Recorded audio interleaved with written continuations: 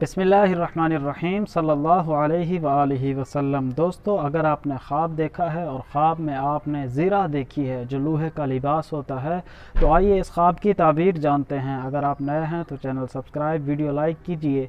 आप अपने किसी भी ख्वाब की ताबीर जानना चाहते हैं, हमारे इस वीडियो के कमेंट में अपना ख्वाब लिखिए, हम आप तक आपके ख्वाब की ताबीर पहुँचाने की कोशिश करेंगे। चलें आज की वीडियो शुरू करते हैं।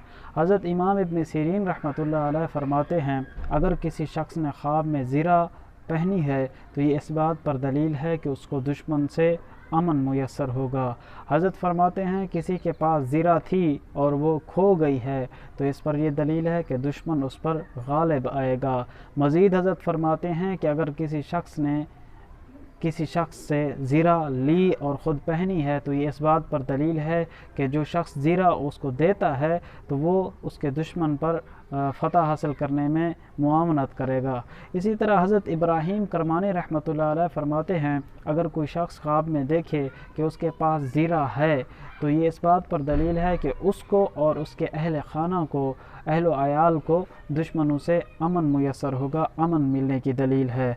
इसी तरह हज़रत फरमाते हैं कि अगर किसी शख्स ने ज़ीरा पहनी है और ज़ीरा के साथ दूसरे हथियार भी पहने हैं या दूसरे हथियार पहने हुए हैं पहले से, तो हज़रत फरमाते हैं ये इस बात पर दलील है कि शरीर और मुनाफिक लोगों से अमन में रहेगा।